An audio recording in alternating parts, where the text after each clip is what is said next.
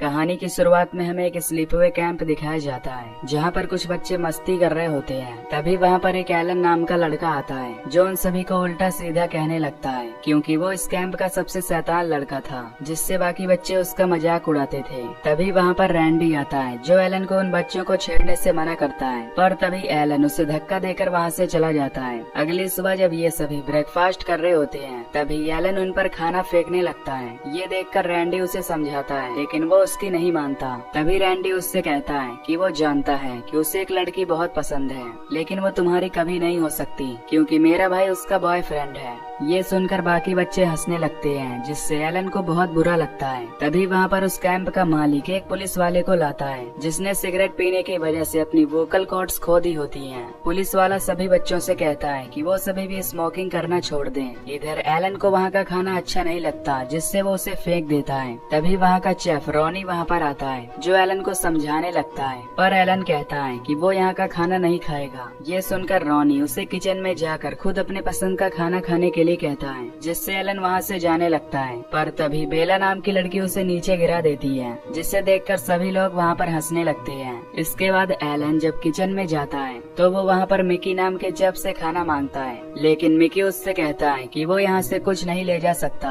पर एलन जबरदस्ती एक आइसक्रीम निकालता है और खाने वाला होता है। तभी मिकी ये देखकर उस पर अंडे फेंककर मारता है, जिससे एलन गुस्से में उसकी तरफ चाकू मारता है। तभी वहाँ पर फ्रैंक आकर उन दोनों की लड़ाई छुड़वाता है। तभी एलन वहाँ से भाग जाता है। ये देखकर फ्रैंक उसके भाई माइकल को उसे वापस लाने के लिए कहता है। इधर एलन अपनी सीक्रेट जगह पर जाता है। तभी वहाँ पर माइकल आकर उसे वापस चलने के लिए कहता है, लेकिन तभी एलन उसे चाकू दिखाता है और उसे यहाँ से चले जाने के लिए कहता है। रात को मिकी किचन में फ्राइज बना रहा होता है, फिर वो उस गर्म तेल में फ्राइज को बाहर निकालता है। तभी उसके पीछे कोई आता है और उसकी टांगे उठा देता है। मिकी को लगता है कि शायद कोई उसके साथ प्रैंक कर रहा है, इसीलिए वो उसे छोड़ने के लिए कहता है। पर तभी वो किलर उसे पूरा उल्टा कर देता है, जिससे उसका मुंह भी फ्राई हो जाता है और वो बुरी तरह मारा जाता है। इसके बाद वो किलर उसकी लाश को उठाकर उसे डस्टबिन में डाल देता है। इधर रॉनी और जेफ फ्रैंक के पास आते हैं और उसे बताते हैं कि मिकी अचानक किचन से गायब हो गया है। इस पर फ्रैंक उनसे कहता है कि वो चिंता ना करें, वो जल्द ही वापस आ जाएगा।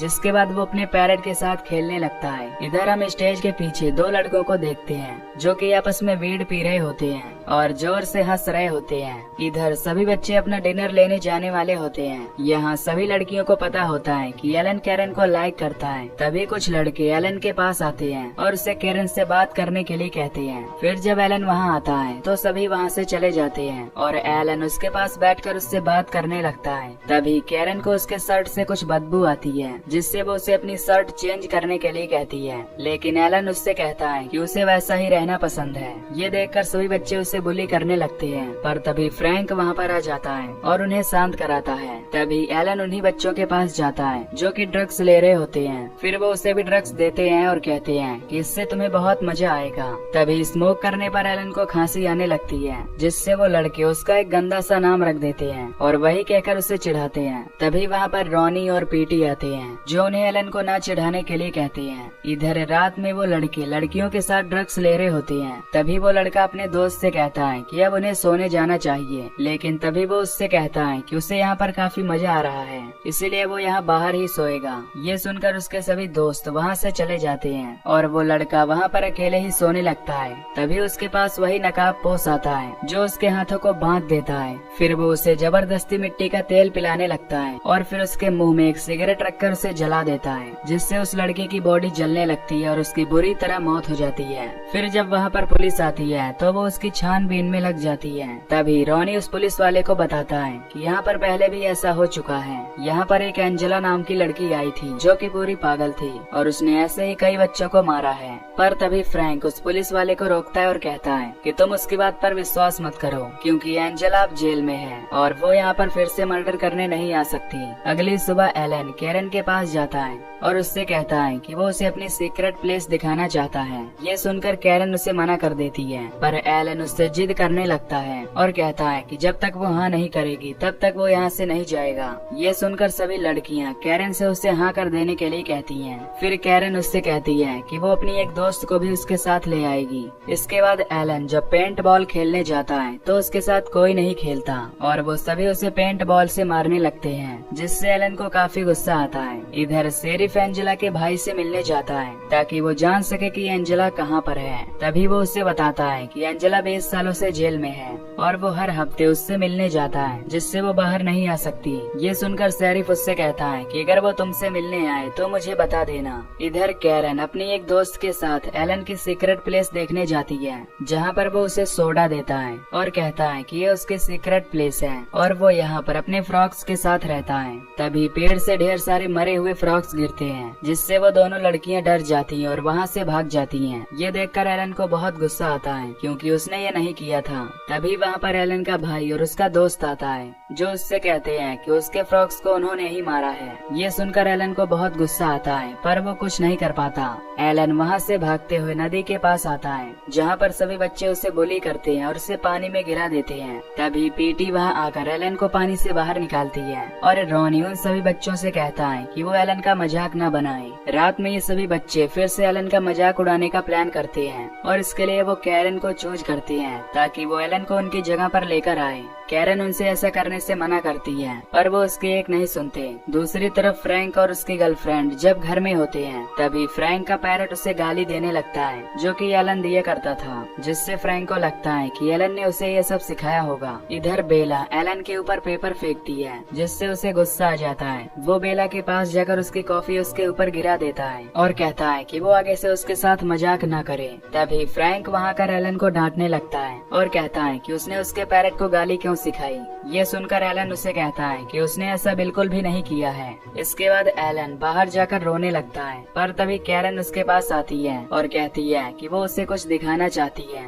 वो उसे अपने साथ बैक स्टेज ले जाती है। तभी सभी बच्चे उस पर हमला कर देते हैं और उसके कपड़े उतार कर उसे स्टेज पर ले आते हैं। रॉनी जब ये देखता है तो वो सभी बच्चों को डांटता है, क्योंकि वो एलन को कुछ ज्यादा ही बुली कर रहे थे। फिर पीटी एलन को उसके रूम में ले जाकर सुला देती है। तभी वहाँ पर वो पुलिस वाला आता है, जो रॉनी को पीटी से दूर रहने के लिए बोलता है। इधर सभी बच्चे पेड़ के पीछे से छुपकर एलन को चिढ़ाने लगते हैं, जिससे वो वहाँ से भाग जाता है। फिर फ्रैंक रॉनी को अपने रूम में ले जाता है और उसे एंजेला के बारे में ज्यादा सोचने से मना करता है। वो उसे एलन को ढूंढने के लिए कहता है। तभी फ्रैंक जब वॉशरूम में जाता है तो हम उसके पीछे उस किलर को देखते हैं, जो उसके पैरट को ले जाता है। और जब फ्रैंक बाहर आता है तो वो उसके सर पर हथौड़ा मारकर उसे बेहोश कर देता है। इसके बाद वो किलर उसे एक चेयर पर बैठा देता है और उसके पैरट का पिंजड़ा उसके मुंह पर लगाता है। जिसके बाद वो कुछ आदमखोर चूहे उसके केज में छोड़ देता है, जो उसका मांस खाने लगते हैं, जिससे उसकी वहीं पर मौत हो जाती है। इधर एलन काफी देर से गायब था, जिससे कैरन को उसकी चिंता होने लगती है। तभी बेला उससे कहती है कि वो जल्द ही वापस आ जाएगा। इधर एक लड़के के पास उसके दोस्त आते हैं और उसे बाहर चलने के लिए कहते हैं। फिर जब वो बाहर जाता है तो तभी रॉनी उसे रोक देता है और उसे वापस से केबिन में जाने के लिए कहता है। इधर रैंडी अपनी गर्लफ्रेंड के साथ पंप हाउस के पास आता है ताकि वो उसके साथ मजे कर सके। तभी उन्हें वहाँ किसी की आवाज सुनाई देती है, जिसे वो नजरअंदाज कर देते हैं। इसके बाद रैंडी उसे जंगल में लेकर जाता है ताकि वो उसके साथ मजे कर सके। तभी वो उससे पूछती है कि क्या वो स्लीपिंग बैग लाया है, तो रैंडी कहता है कि वो उसकी जीप में है। ये सुनकर उसकी गर्लफ्रेंड उसे लेने जाती है। तभी कोई आकर रैंडी को उस पेड़ में बांध देता है, पर रैंडी को लगता है कि वो उसकी गर्लफ्रेंड कर रही है। इसके बाद वो किलर एक फंदा तैयार करता है, जिसे वो रैंडी के प्राइवेट पार्ट से बांध देता है, जिससे रैंडी समझ जाता है कि वो उसकी गर्लफ्रेंड तो नहीं है। तभी वो उसकी रस्सी और टाइट कर देता है। फिर जब उसकी गर्लफ्रेंड आती है तो उसकी हालत देखकर वो बहुत डर जाती है। वो उस कातिल को देखकर वहाँ से भागती है ताकि वो अपनी जान बचा सके। वो उसकी जीप को स्टार्ट करती है और उसे ले जाने लगती है। तभी हम देखते हैं कि उस जीप से वही रस्सी बंधी है जो रैंडी के प्राइवेट पार्ट में फंसी थी। तभी उसकी जीप एक गड्ढे में फंस जाती है और जब वो उसे गड्ढे से निकालती है तो वो रस्सी खिंच जाती है, जिससे रैंडी का प्राइवेट पार्ट कट जाता है। तभी रैंडी की गर्लफ्रेंड अपने सामने एक बार्ब वायर बंधा देखती है। वो ब्रेक लगाने की कोशिश करती है, पर ब्रेक नहीं लगती। थी, जिससे वो बार बार उसके मुंह में फंस जाती और उसका मुंह कट जाता है। इधर वो लड़का अपने रूम में मैगजीन पढ़ रहा होता है और तभी कोई उस पर फ्लोर से हमला करता है।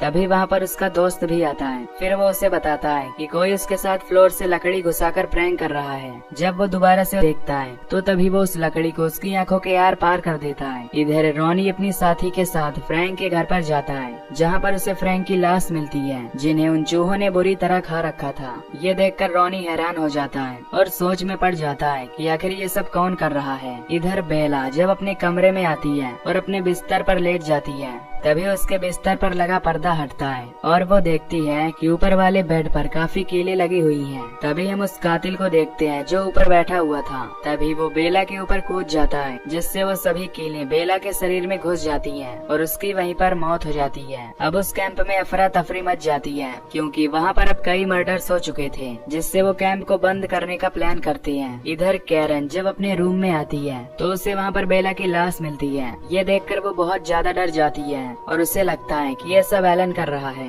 वो उस कैंप से निकलकर जंगल की ओर भागती है ताकि वो एलन से अपनी जान बचा सके। इधर वहाँ पर पुलिस वाला आ जाता है और छानबीन करने लगता है। रॉनी वहाँ पर एंजेला के भाई को बुलाता है ताकि वो उससे पूछताछ कर सके। इधर कैरन को जंगल में रैंडी की लाश दिखती है, जिसे देखकर वो बहुत डर जाती है और जब वो आगे बढ़ती है तो उसे रैंडी की गर्लफ्रेंड की लाश दिखती है। ये देखकर वो काफी डर जाती है और भागने लगती है। इधर रॉनी एलन के भाई से मिलता है और कहता है कि वो जल्द ही अपने भाई को ढूंढे, क्योंकि उसकी जान भी खतरे में है। तभी भागते वक्त कैरन के सामने वो कातिल आ जाता है, जो उसे पकड़ लेता है। फिर कैरन की जब आँख खुलती है तो वो खुद को रस्सी से बंधा पाती है। तभी वो कातिल उसकी रस्सी खींचने लगता है, जिससे उसका गला दबने लगता है। पर तभी वहाँ माइकल और वो पुलिस वाला आ जाता है, जो उसकी जान बचा लेते हैं। कैरन माइकल से कहती है कि उसके भाई एलन ने ही ये सब किया है, क्योंकि वो पागल हो गया है। ये सुनकर माइकल गुस्से में एलन के पास जाता है और उसे एक हथौड़े से पीटता है, जिससे वो जख्मी हो जाता है। तभी वो कातिल वहाँ आकर उस पर अटैक करके उसे जान से मार डालता है। फिर जब रॉनी, एंजेला का भाई और उसका दोस्त वहाँ आते हैं तो वो एलन को वहाँ जख्मी हालत में पाते हैं। तभी एलन उन्हें जंगलों की तरफ इशारा करता है। फिर जब वो जंगल की ओर देखते हैं तो उन्हें वहाँ पर माइकल की लाश दिखती है,